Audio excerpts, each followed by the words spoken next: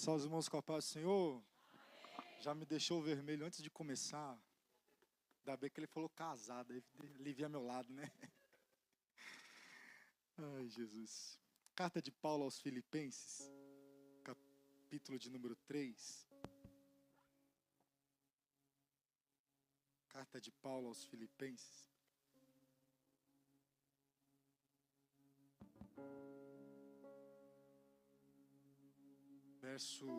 A partir do verso 12.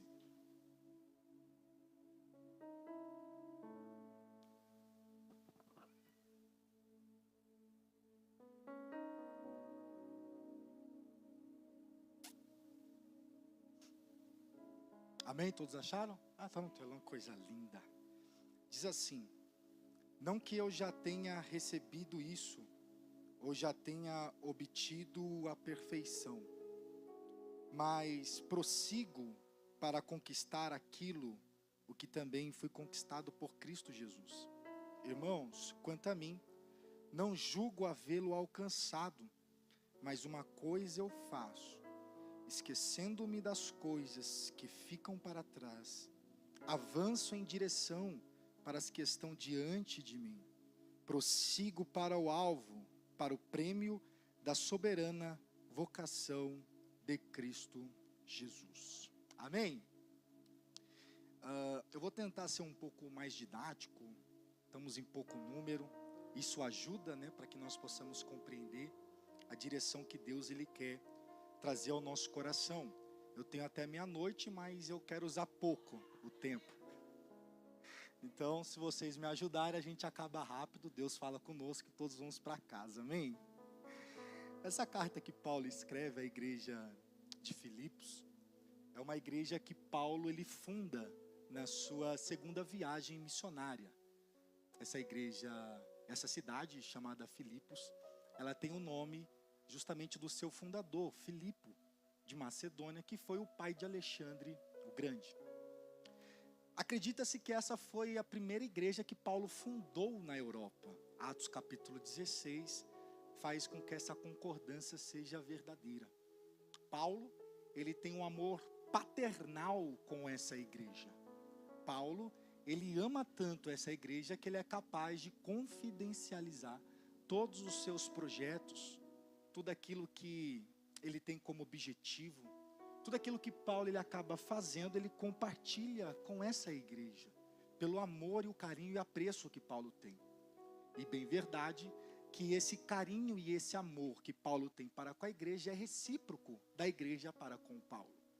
A igreja de Filipe, ela ajudou Paulo em praticamente todas as suas viagens missionárias, com verba, com uma oferta missionária diante do apóstolo Paulo. Paulo agora ele se encontra preso. Só que Paulo ele não está preso num calabouço, numa masmorra, como ele estava em Mamertina quando ele escreveu a sua carta ao seu jovem amado filho Timóteo. Paulo ele se encontra numa prisão domiciliar. A igreja de Filipos, sabendo que Paulo está preso, eles vão ofertar mais uma vez na vida de Paulo, para ajudar o Paulo nas condições que ele estava se encontrando naquele exato momento. Essa foi a oportunidade que Paulo encontrou de escrever essa carta para esses irmãos, justamente para agradecer a eles pela oferta missionária que eles têm dado ao ministério de Paulo. E não só isso, Paulo ele também tem alguns objetivos nessa carta que ele vai aproveitar o ensejo e vai direcionar aos irmãos de Filipe. O primeiro objetivo é, obviamente, ele falar o seu relato geral das suas condições, que ele se encontrava bem, da saudade que ele estava tendo de estar juntamente com os irmãos daquela igreja. E Paulo deixa isso muito claro nos seus primeiros versos do capítulo 1 da sua carta.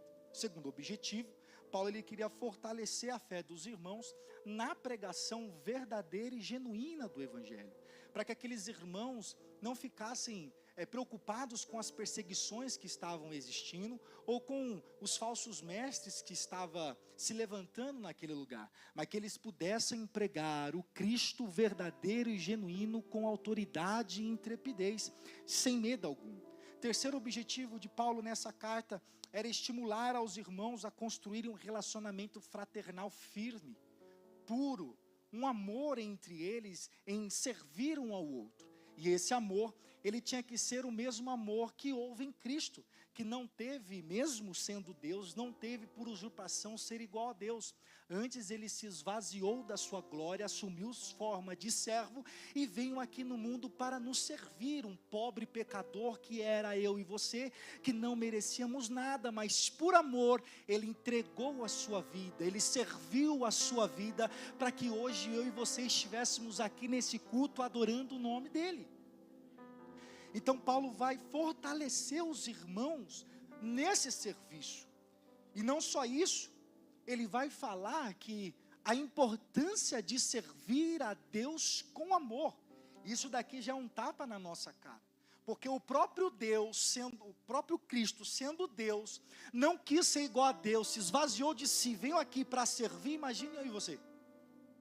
Aí tem uns camaradas que tem 500 pessoas no Instagram, acha que é a quarta pessoa da Trindade, é uma mala, né? Aí deixa o pastor Alisson falar depois, que fica mais fácil ele que falar, né? Mas Paulo ensina a gente a servir um ao outro com amor. Não é levantar o nosso ego, empinar o nosso nariz, mas é servir os nossos irmãos da comunidade com amor fraternal. O quarto objetivo de Paulo é indicar e consolidar o ministério de Timóteo e de Epafrodito, que são dois jovens que Paulo está enviando em missão para ficar na igreja de Filipe. E por fim, e caminhando para o final, Paulo ele vai trazer o seu quinto objetivo, que é alertar os irmãos de Filipe para que pudessem tomar cuidado com os falsos ensinos, os falsos profetas, e ele ainda chama esses supostos pregadores do evangelho de cão. E ele os alerta também, tomem cuidado com certas práticas, com certos ensinos, que vocês estão ouvindo aí no meio desses falsos pregadores, desse falso ensino e falso evangelho. Por fim, Paulo ele vai tratar alguns assuntos internos da igreja, e vai aproveitar e encorajar ainda mais os irmãos de Filipe a permanecer fiel a Cristo até o fim. Pois bem, depois desse panorama da carta de Filipenses, nós vamos entrar mais ou menos entendendo o contexto ao qual nós lemos o capítulo de número 3. O capítulo de número 3, ele entra e se encaixa no quinto objetivo de Paulo, aonde ele quer alertar os irmãos da igreja de Filipe acerca dos falsos mestres e dos falsos ensinos que estava acontecendo naquele lugar. E o texto que nós lemos, Paulo parece que ele vai trazer um contraponto entre o falso ensinamento, entre a falsa maneira de viver e o verdadeiro evangelho e a verdadeira forma que eu tenho que viver minha vida com Cristo. Paulo ele vai chamar esses falsos pregadores de cão, e Paulo tem um objetivo nisso. Paulo ele quer mostrar que esses falsos pregadores, eles são iguais cães, eles são irracionais e eles são ferozes. Irracionais porque eles estão pregando uma palavra que não é a verdadeira mensagem ensinada por Cristo. De forma irracional, eles estão levantando uma teologia que não muda a vida de ninguém, que só traz cargo, que só traz peso, ou que só traz conforto, porque você pode continuar sendo judeu assim como você é. Você não precisa ter a sua vida transformada. E feroz porque eles são rápidos em propagar a mentira que eles têm no coração de ensinar essa falsa verdade. E Paulo ele está se levantando para ajudar a igreja de Filipe a se comportar de maneira contra aqueles que estão falando, ensinando essa mentira. Só que sabe o que é interessante? Paulo está vivendo no primeiro século da igreja cristã. Paulo está vivendo na época dos primeiros passos da igreja cristã. Só que se nós olharmos de longe, parece que aquilo que está acontecendo lá com Paulo é a mesma coisa que está acontecendo na nossa realidade. Parece que é a mesma coisa que está acontecendo na nossa atualidade. Quantos falsos profetas, quantos falsos pastores, Quantas pessoas que têm se intitulado os apóstolos, os querubins das revelações, ensinando coisas que não mudam a vida de ninguém, que não transforma a vida de ninguém, que não faz a gente caminhar para lugar nenhum, ou coloca um fardo em cima de nós, ou massageia o nosso ego. Na nossa atualidade, muitos são aqueles que têm propagado irracionalmente a palavra da verdade que Cristo deixou para a igreja. E de forma feroz, esses ensinos errados, essas teologias de Satanás, têm alcançado o coração de muitos através da tecnologia, através do Instagram, do TikTok, do YouTube, não sei o que você assiste. E aí está criando crentes imaturos, está criando crentes sem base, sem fundamento, crentes que qualquer coisinha que acontece dói e sai da igreja, porque não sabe qual é o verdadeiro significado do Evangelho. O próprio Cristo vai dizer e vai ouvir os seus discípulos discutindo: quem é o maior aqui no reino? Quem vai ter uma cadeira sentada na direita ou na sua esquerda aqui, Jesus? Aí Jesus vai virar para eles e vai falar: se vocês querem ser o maior no reino dos céus, querem? Então aprende primeiro a ser o menor, antes de querer ser o maior.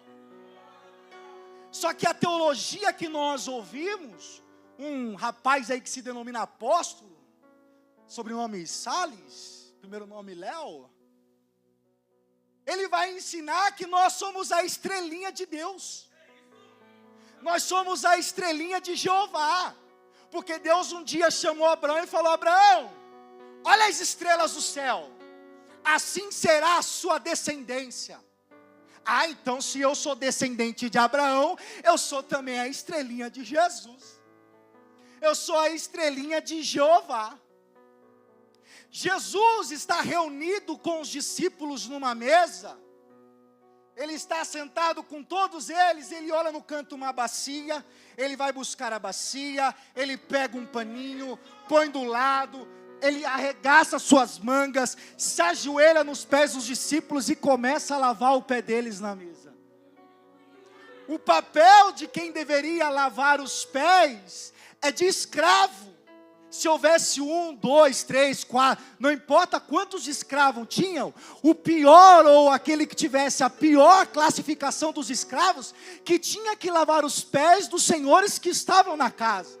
Aí Jesus ensina na mesa que quem canta, quem prega melhor, não é aquele que vai herdar o reino dos céus. Jesus ensina na mesa que aquele que é o melhor obreiro, não é aquele que vai alcançar o reino dos céus, mas aquele que fazer, aquele que se humilhar, aquele que for o escravo mais e pior e indesejado, mas se for fiel e servir com amor, é esse que vai ser grande no reino dos céus.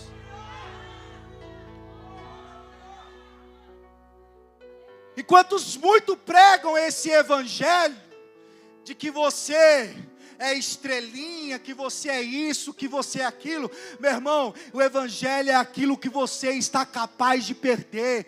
O evangelho é aquilo que você está disposto a abrir mão. O evangelho é quanto você está disposto de se humilhar, de abrir mão das suas vontades, dos seus desejos, do seu eu, do seu orgulho, para servir aquele que fez de tudo por mim e por você. Só que não é esse evangelho que nós vemos lá fora sendo pregado. Outra coisa, Jesus vai dizer que aquele que quiser me seguir, negue a si mesmo, tome a sua cruz e siga-me. É isso que Jesus faz.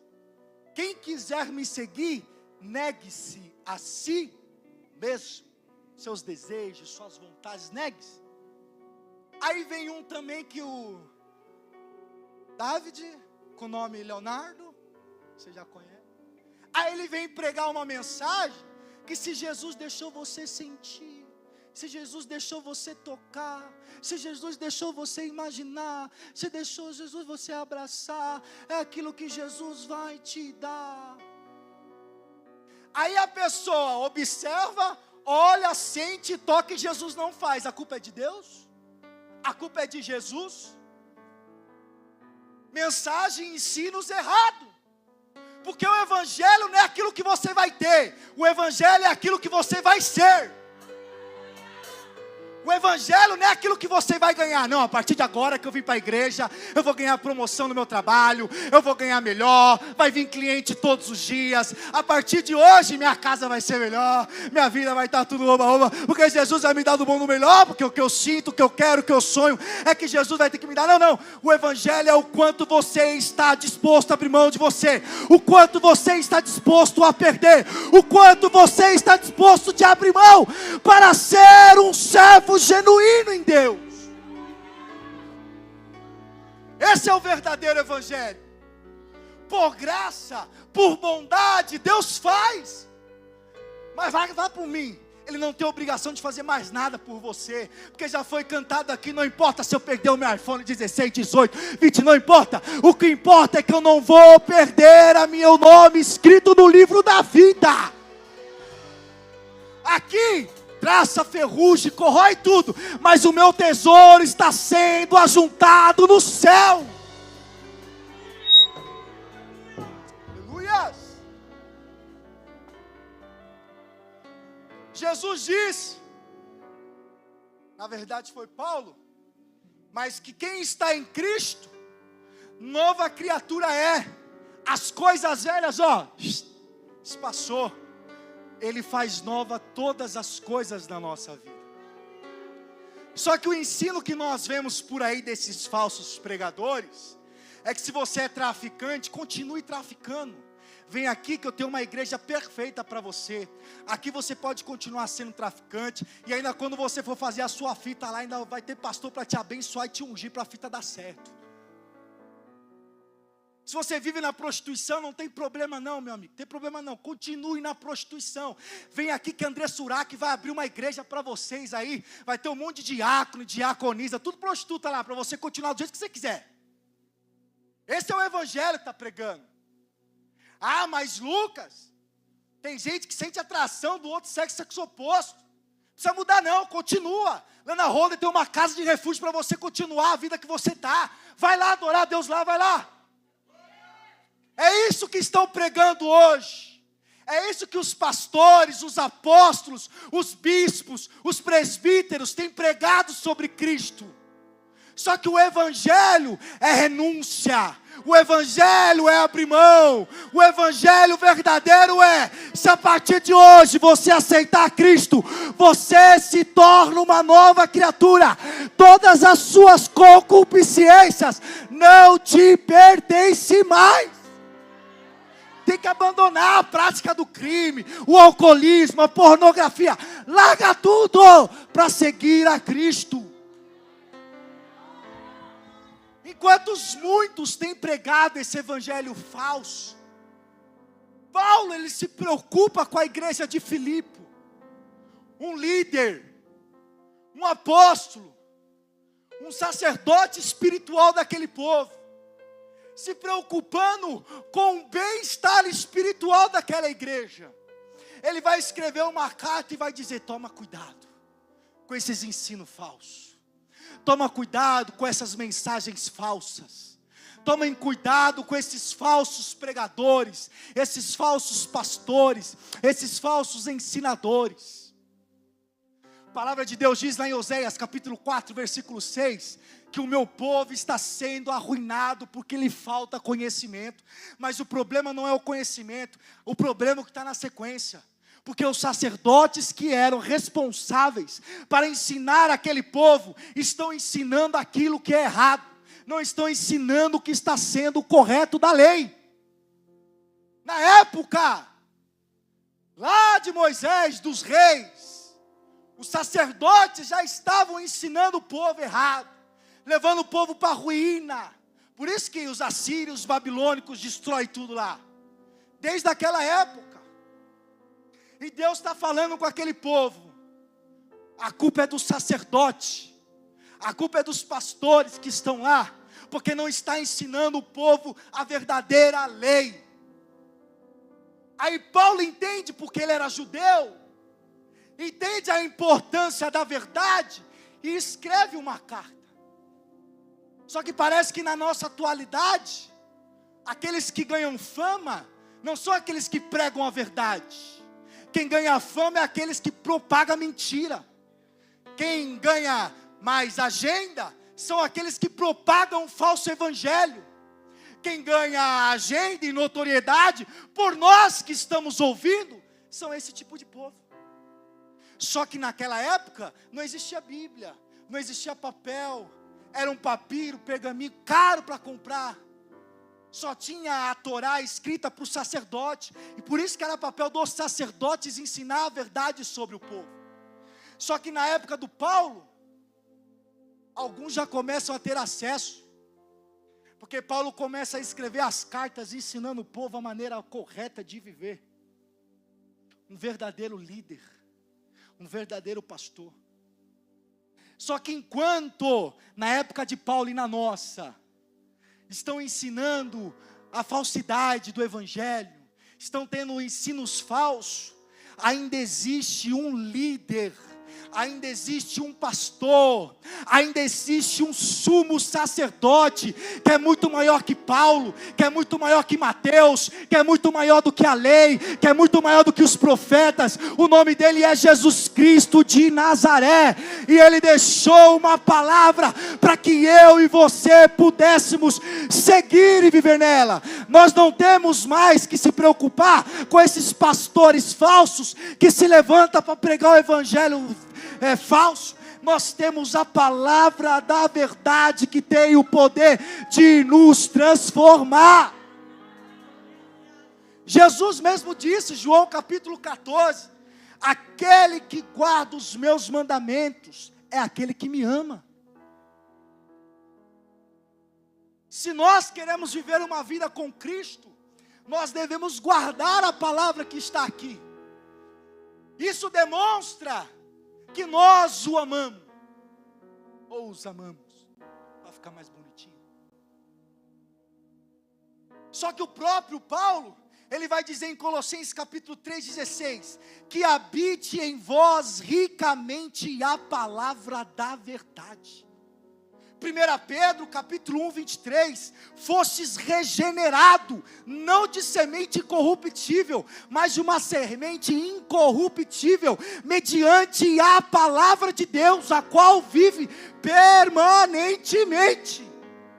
Salmos capítulo 19, 105, lâmpada para os meus pés e a tua palavra, luz para os meus caminhos. Salmo capítulo 119, 9, como pode um jovem conservar puro o seu caminho? Observando e andando conforme a tua palavra. Salmo 119, 1, guardei a tua palavra no meu coração, para não pecar contra ti. Salmo 1, feliz é aquele que não anda segundo o conselho dos ímpios, nem se assenta na roda de pecadores, de escarnecedores, mas antes tem o prazer na lei do Senhor, e nela medita de dia e de noite. Josué 1:8 vai dizer, não cesse de falar do livro dessa lei, medite nela de dia e de noite, e pratica, assim fará prosperar, e será bem sucedido. Mateus 4, versículo 4, nem só do pão viverá o homem, mas de toda palavra que sai da boca de Deus.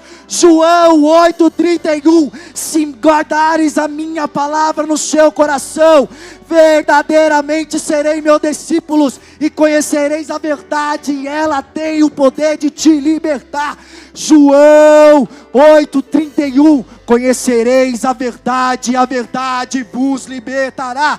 Isaías 48, seca a erva, cai a flor, mas a minha palavra ela permanece. Apocalipse 3:10, guardastes a minha palavra no momento da tribulação, lá naquele dia eu também te guardarei.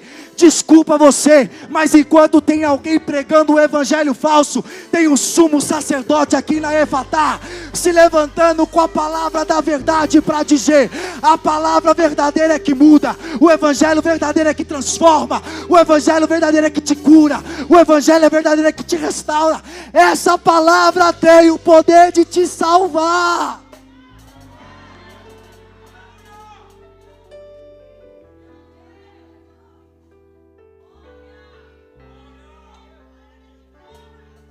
Desculpa dizer, mas só vive no engano quem quer. Porque se você abrir isso aqui tem o poder de transformar a sua vida. Não que esses coach diz, não, aqui contém a palavra. Ela não é a palavra, ela é a palavra. É isso aqui que muda. Essas folhas de papel não muda nada, mas o que está escrito aqui é o que muda a nossa vida. Esse é o verdadeiro evangelho. Isso é o que a igreja, um cristão genuíno precisa viver. Que está escrito aqui. Aí Paulo vai ensinar e falar sobre esses falsos, que estão ensinando essas asneiras. E ele vai fazer um contraponto. Eles estão ensinando a maneira errada de viver. Eu já fui daquele lado. Já fui judeu. Já fui fariseu. Eu era mestre, eu era irrepreensível na lei. Eu conhecia tudo. Eu perseguia os cristãos. Eu fazia tudo erroneamente, cegamente. Que é o caminho que muitos estão indo, cego para lá e para cá, na opinião desses pastores. Mas não parece que eu mesmo alcancei tudo isso. Eu não estou dizendo que eu consegui alcançar um nível. Mas algo sensacional que Paulo fala é isso aqui no versículo 7. Todavia, o que para mim era lucro, passei a considerar como prejuízo em Cristo. Paulo está dizendo, aquela maneira velha que eu vivi, eu passei a considerar tudo isso esterco, lixo, não vale mais nada. Tudo aquilo que eu me apoiei, acreditei nas forças dos meus braços, naquilo que eu achava que era verdade, mas estava vivendo cego numa mentira, aquilo para mim era esterco. A verdade é que hoje eu permaneço com a minha vida vivendo em Cristo Jesus. Paulo vai continuar no verso 8. Na verdade, considero tudo perca, por causa do sublime conhecimento de Cristo Jesus, meu Senhor. Por causa dele, perdi todas as coisas, e considero todas essas outras lixo, para ganhar a Cristo Jesus, e ser achado nele, não tendo justiça própria, que procede da lei, mas aquela justiça mediante a fé em Cristo Jesus, a justiça que procede de Deus, baseada na fé. O que eu quero é conhecer a Cristo e o poder da sua ressurreição, tomar parte dos seus sofrimentos e me tornar como Ele na sua morte, para de que algum modo eu possa alcançar a ressurreição dos mortos. Esse contraponto que Paulo está trazendo com a vida antiga dele, a nova forma que ele está vendo, é sensacional. Se você tiver tempo na sua casa, leia essa carta. É incrível para nós. É um tapa na nossa cara. Só que aí a gente entra no texto que nós lemos e nós conseguimos abrir na nossa mente para entender melhor o que ele está falando. Paulo, ele está dizendo que ele está prosseguindo, esquecendo daquilo que passou e prosseguindo para uma nova etapa. Quando Paulo ele fala, esqueço daquilo que eu vivi, esqueço do meu passado, Paulo não está falando para a gente ter amnésia. Paulo não está falando para a gente simplesmente ligar um botãozinho aqui, ops, esqueci do que eu vivi, não lembro mais de nada. Quando Paulo fala, esqueço das coisas que ficaram lá atrás, ele está dizendo assim, o meu passado não pode mais influenciar o meu presente. O meu passado, ele não tem mais poder sobre a minha atual condição que eu vivo em Cristo hoje. E é justamente isso que Paulo ele quer ensinar e tratar aqueles irmãos. Que o nosso passado, ele não pode influenciar de forma alguma o nosso presente. Eu não sei como você entrou aqui, algumas pessoas devem ter entrado com coisas do passado ainda te prendendo. Rancor, mágoa, falta de perdão, algo que você viveu tão bom lá atrás que você não consegue viver novamente agora, parece que as coisas não andam, não travam, não avança. Hoje é noite de Deus te dar uma direção na sua vida hoje, dele quebrar barreiras, romper alguns ciclos, para que você não viva vivendo uma vida no passado, que o passado não tenha mais poder de atuar no seu presente, mas que você possa viver o seu presente livre para alcançar aquilo que tem preparado para você no futuro. Só que hoje é noite que Deus está nos dando direção. Abre mão daquilo que você viveu no seu passado hoje. Larga aquilo que você viveu lá atrás. Escreve uma cartinha e no final fala assim: até hoje eu vivi tudo isso, mas agora eu prossigo para o meu alvo. Mas agora o meu passado não tem mais poder no meu presente. Deixa lá, joga lá, não lembra mais, não resgata, deixa lá. Mas Lucas, você não sabe como era a minha vida. Eu era no crime, eu era um chefão, e eu matei, eu fiz isso, roubei, tanta coisa ruim que eu fiz na minha vida. Não tem problema, meu irmão. Romanos capítulo 8:1 diz que nenhuma condenação há para aqueles que estão em Cristo Jesus. Não tem mais condenação para você, meu irmão, a partir do momento que você decide esquecer aquilo que você viveu. Lucas, mas eu estou tão angustiado, estou tão aflito, estou tão triste, não estou conseguindo fluir, a angústia me toma, me sufoca, eu não consigo, tá bom. O próprio Cristo disse em Mateus capítulo 11:28, vinde a mim, todos vós que estáis cansados e oprimidos e sobrecarregados, que eu vos aliviarei. Mas Lucas, é falta de perdão, não consigo perdoar, não consigo liberar. Jesus disse que você precisa liberar perdão até 70 vezes 7 para a mesma pessoa, meu irmão. Sabe qual é o segredo de Paulo ter conseguido deixar o passado de lado? Ele diz assim: esquecendo-me das coisas que para trás ficaram, eu, Paulo, tomo uma atitude. Vou em direção àquelas que estão diante de mim. A direção que Deus tem para a sua vida hoje quer deixar o seu passado no passado? Quer deixar seu passado lá? Quer deixar essas mágoas, esses rancores, tudo isso que está te aprisionando e impedindo de você viver algo novo com Cristo, quer deixar tudo lá? Então tem uma atitude hoje. A partir de hoje o meu passado não tem mais poder sobre o meu presente. Toma uma atitude hoje eu largo tudo aquilo que estava me aprisionando, e eu vou em direção, em busca do alvo, daquilo que Cristo tem sobre a minha vida, que é uma vida totalmente nova, porque em Cristo você é uma nova criatura, as coisas velhas se passaram e Deus faz coisas novas em você. Larga, deixa lá. Depois de Paulo trazer essa ideia de largar o passado, Paulo ele vai falar o que acontece no seu presente. Só que o interessante é que Paulo ele está comparando o seu presente com aquelas corridas atléticas, que não sei se vocês já ouviram alguns filmes da Grécia, alguns desenhos, que tinha os Jogos Olímpicos lá de Atenas.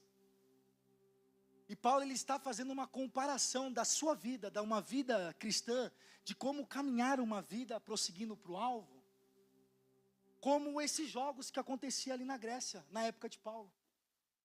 Ele vai usar dois termos que mostram isso para nós. O primeiro termo em grego significa epiktenomai, que literalmente se estender-se para frente com esforço. É quando Paulo fala: eu estou me esforçando para me avançar. Estou me esforçando para chegar na direção do meu alvo, que era a linha de chegada dos corredores.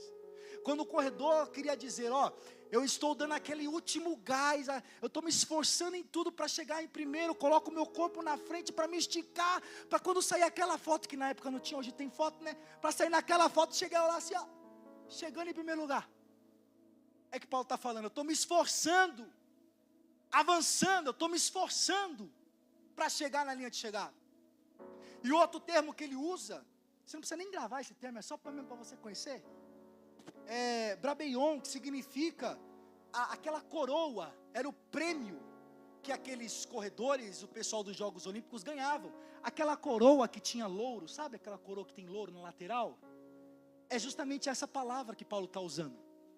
Paulo está falando assim: eu estou avançando em busca do prêmio da coroa que está preparada para mim em Cristo Jesus. Paulo ele está dizendo mais ou menos assim, que ele entende que ele ainda não alcançou esse alvo. Está falando, não que eu ainda não alcancei. Ele reconhece a sua pequenez, ele reconhece as suas falhas. Mas eu estou me esforçando, uma atitude eu estou tomando. Eu estou me esforçando todos os dias para chegar na linha de chegada. Eu estou me esforçando todos os dias para caminhar em busca do meu alvo. Eu estou me esforçando todos os dias para caminhar em direção ao meu alvo, que é o prêmio que Jesus Cristo tem preparado para mim. E é aqui que Deus quer falar conosco nessa noite, em poucas palavras, que eu já termino. A direção de Deus nessa noite para nós, é que nós devemos reconhecer os nossos pecados, deixá-los para trás, e se esforçar continuamente para ter uma vida em santidade, para que no final nós possamos alcançar o nosso maior prêmio, que é a salvação, a vida eterna com o nosso Senhor e Salvador Jesus Cristo. A direção de Deus para nós nessa noite é: esqueça o teu passado, corre, se esforça em direção ao alvo, para que você possa ganhar o prêmio que eu preparei para você. E nesses 3 pontos, rapidamente eu encerro aqui. Quando nós falamos de esquecer o passado, esquecer o nosso pecado, aquilo que nós vivíamos outrora, Paulo ele está falando que não é fácil. Não é fácil, meu irmão, mas nós temos que fazer. Paulo mesmo, ele está dizendo todas as suas falhas, eu era assim, eu fui desse jeito. E Paulo mesmo escrevendo cartas, Paulo mesmo sendo o apóstolo que nós amamos, Paulo mesmo sendo o cara da teologia cristã, certa feita ele vai dizer assim, o bem que eu quero fazer, eu não estou conseguindo, mas o mal que eu não queria, esse acabo fazendo. Esse mesmo Paulo outra vez vai dizer, Senhor, tira de mim esse espinho que eu não aguento mais. Ele vai orar 3 vezes, até que Jesus responde, ele entende, que o problema não é espinho na carne dele, o problema não é as limitações que ele está vivendo, o problema não é uma vida de esforço contínuo que ele tem que viver, e muitas vezes ele não está conseguindo praticar o que ele queria praticar.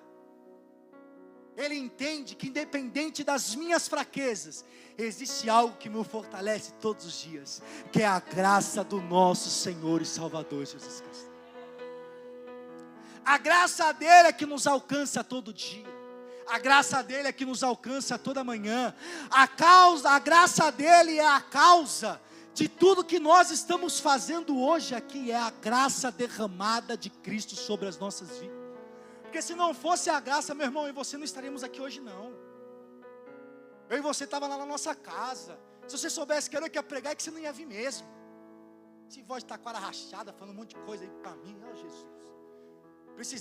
Ficava lá com o David Louvado, lá com o apóstolo Leonardo, revelando as coisas para mim lá. Mas é a graça dele que nos sustenta todos os dias. É a graça dele. E Paulo ele entende isso. Então, Lucas, a partir de hoje eu quero tomar uma atitude, mas e se amanhã eu não conseguir? A graça dele te sustenta. Mas Lucas, se amanhã eu não conseguir, eu voltar, eu pensar, não tem problema, a graça dele vai te sustentar todos os dias. O que eu tenho que fazer? Eu tenho que me esforçar todos os dias para prosseguir para o meu objetivo.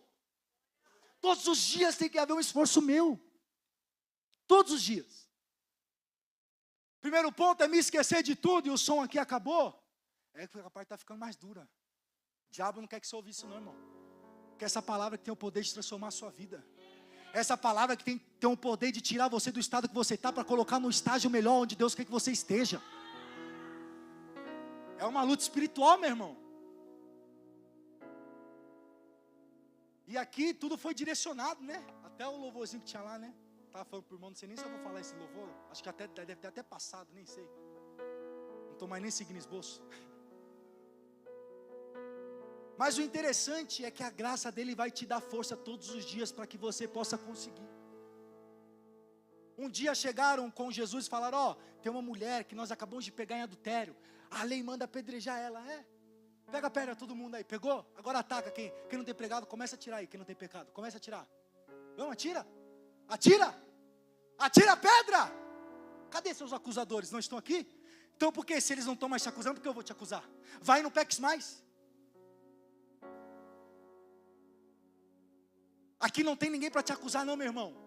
Aqui o pior pecador sou eu, que sei essa palavra e não tenho vivido muitas vezes. Estou igual o Paulo, bem que eu quero fazer, eu não faço o mal que eu quero, estou fazendo.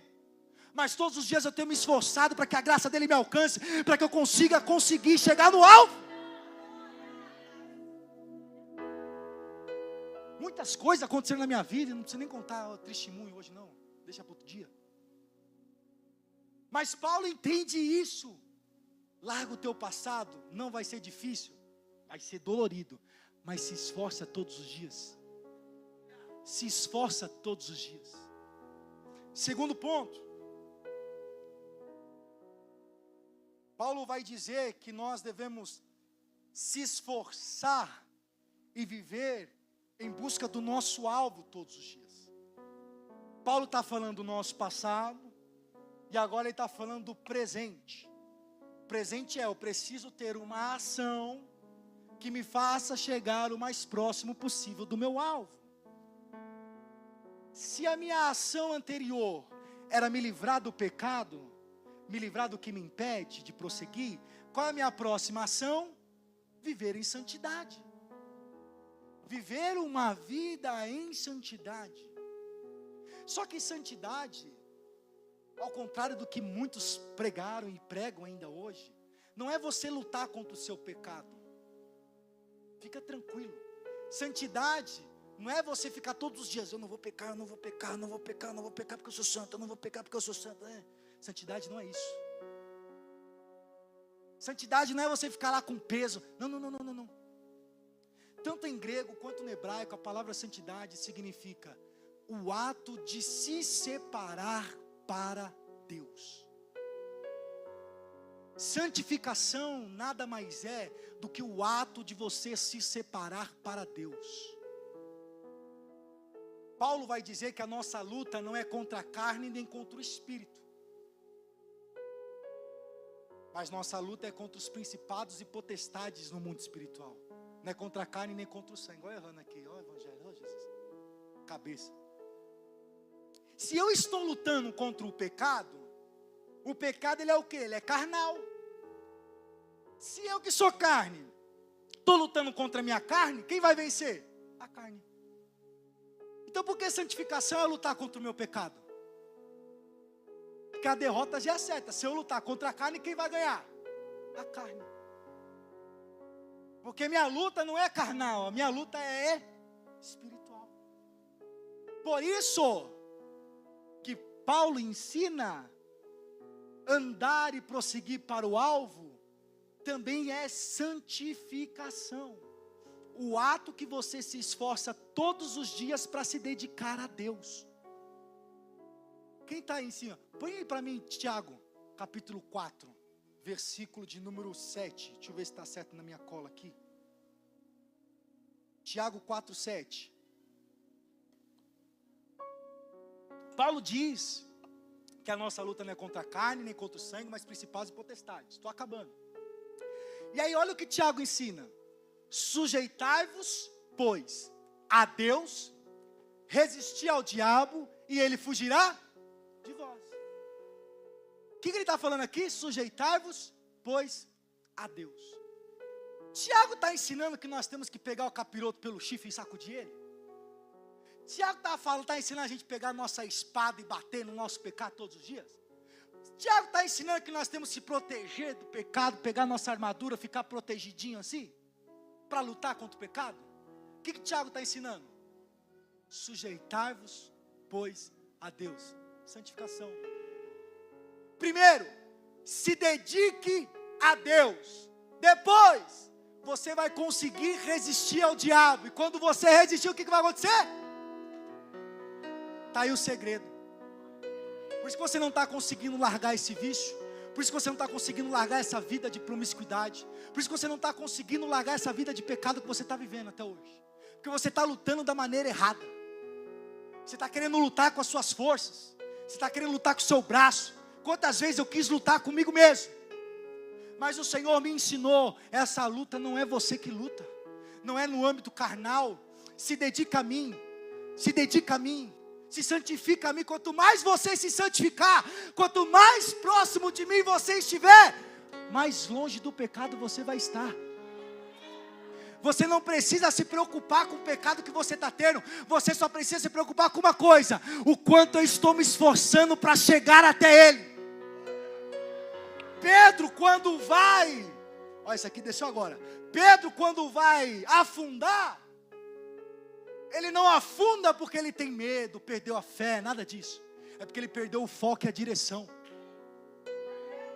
Quando o foco dele estava olhando para Jesus, ele estava caminhando sobre as águas. Mas quando o foco dele começou a olhar para a dificuldade, ele afundou. Quanto mais os nossos olhos estiver fincado em Cristo, menos o pecado tem o poder sobre a nossa vida. Isso é santificação. É você amanhã acordar, em vez de murmurar que é segunda-feira, capotar da sua cama, dobrar o seu joelho, orar a Deus e falar: Senhor, eu te agradeço porque o Senhor me deu mais uma segunda-feira de vida. Eu aprendi que eu estou andando em santificação. É quando você for para o seu trabalho, vai estar lá no metrô lotado, todo mundo fedido, o povo fedido que tem no metrô. Ao invés de você colocar lá o Pancadão, o Justin Bieber, o Ruge, sei lá que coisa você assiste, ouve lá, você vai colocar um louvor. Eu só quero tua presença. Hoje não vou te pedir nada. Não foi isso que eles louvaram aqui? Então, em vez de você ficar ouvindo a rocha lá, põe um louvor naquele Spotify lá, meu irmão. Porque você está aprendendo que você tem que andar em santificação. Para de ficar ouvindo Mariah Carey, essas coisas aí, para. Vai ouvir o que alimenta a sua alma pela manhã. Vai chegar lá no teu trabalho, o seu chefe está te atribulando, o colega do seu trabalho está falando um monte para você. Não pega a espada igual o Pedro, corta a orelha, não. Vai lá para o banheiro, vai lá para alguma sala escondida, dobra o teu joelho e fala: Senhor, entra nessa causa, porque ontem eu aprendi que eu tenho que andar em santificação. Chegou do trabalho cansado, em vez de assistir aquela Netflix que está bombando, ouve o conselho do seu amigo: vamos ali para um negocinho lá, porque você está cansado, você precisa relaxar. Para, vou não. Pega a Bíblia. Vai para o teu quarto, tranca a porta, vai para o seu escritório, começa a meditar nessa palavra. Que você aprendeu que você tem que andar em santificação. Deus nessa noite está te dando uma direção. Quer ter sua vida mudada, quer ter sua vida transformada. Começa a viver em santificação. Coloca eu no centro da sua vida. Coloca eu no centro daquilo que você faz. Coloca eu no seu trabalho. Coloca eu na sua família. Deixa eu fazer parte da sua vida. Se esforça, se esforça. Nós assistimos aqui um teatro com jovens que dizia basicamente isso. Nós só queremos comodidade, aquilo que dá conforto para nós, que massageia o nosso ego. Por isso que eu estou ouvindo David Leonardo todo dia. Para de ouvir, no treino não vai ouvir isso aí não, hein? Pelo amor de Deus. Ouve o pastor pregando lá na rádio, aqui do irmão, não está nem aqui o irmão, nem sei qual é a rádio, mas ouve lá a rádio. Pega no Instagram que ele vai te dar a rádio lá. Vai ouvir música de crente.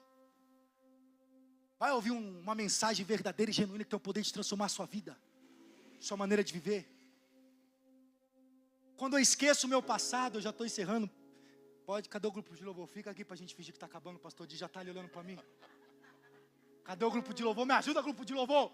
Vem para cá para a gente fingir que está acabando aqui, gente. Não é brincadeira não. Pelo amor de Deus, agora é sério. Aqui eu encerro.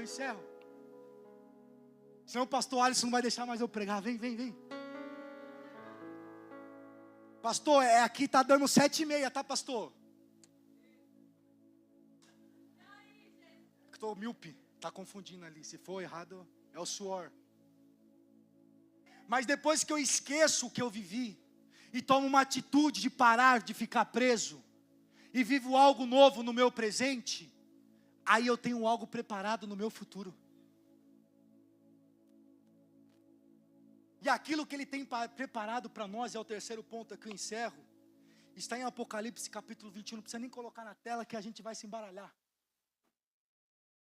Porque Apocalipse 21 vai dizer assim: então eu vi o novo céu e a nova terra, pois o primeiro céu e a primeira terra haviam se passado, e o mar já não existia.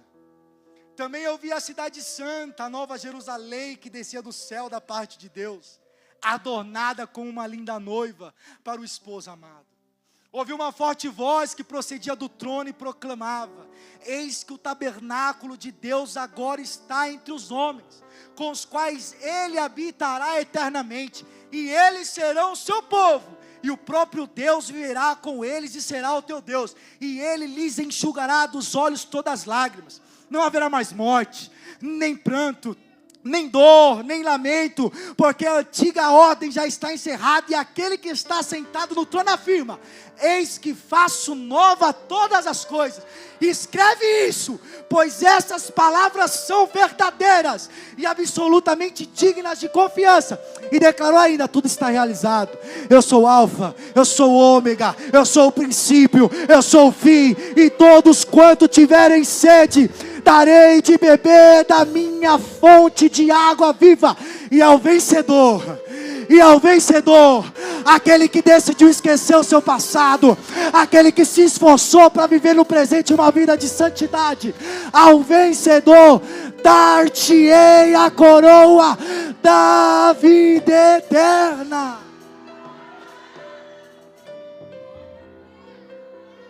Jesus quer mudar a sua vida.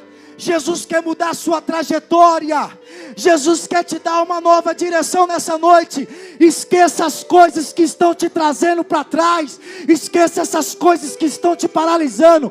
Se esforce no seu presente, para que você consiga ganhar o maior galardão da igreja, que é a vida eterna. Fique de pé.